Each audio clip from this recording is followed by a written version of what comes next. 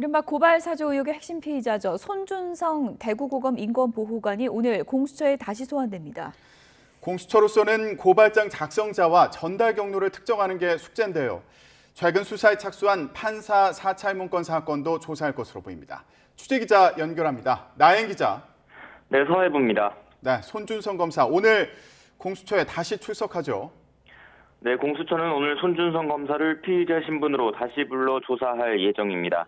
지난 2일 13시간 남짓 진행된 첫 조사 이후 8일 만입니다. 구체적인 소환 시각은 공수처나 손 검사 측이나 모두 함구하고 있습니다.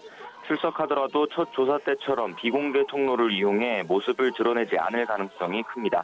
손 검사는 지난해 4월 대검찰청 수사정보정책관으로 일하며 부하 직원들에게 여권 인사를 향한 고발장 작성을 지시하고 이를 국민의힘 김웅 의원에게 전달해 실제 고발로 이어지도록 사주한 혐의를 받습니다. 공수처는 제보자 조성은 씨가 받은 텔레그램 메시지 속 손준성 보냄을 근거로 고발장 최초 전송자를 손 검사로 특정했습니다.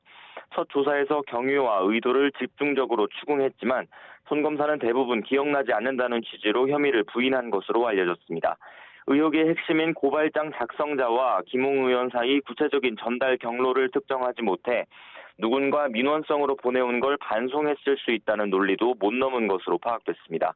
다만 공수처는 최근 이번 사건의 진상을 별도로 조사해온 대검 감찰부를 여러 차례 추가 압수수색했습니다. 또 당시 손 검사 밑에서 일했던 현직 검사 2명도 함께 피의자로 입건하고 조사해왔습니다. 이들 가운데 한 명은 당시 고발장과 함께 전달된 채널A 사건 제보자의 실명 판결문을 검색한 것으로 지목되기도 했습니다.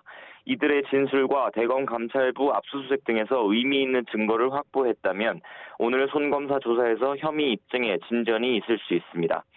또 오늘 조사 범위엔 최근 윤석열 국민의힘 대선 후보가 추가 입건된 판사 사찰 문건 의혹 사건도 포함될 수 있습니다.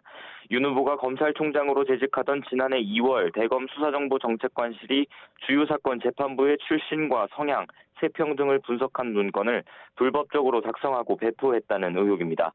지난달 서울행정법원은 앞서 법무부가 해당 의혹으로 윤 후보를 징계한 건 적법했다며 당시 손 검사가 윤 후보 지시를 받았다고 판단했습니다.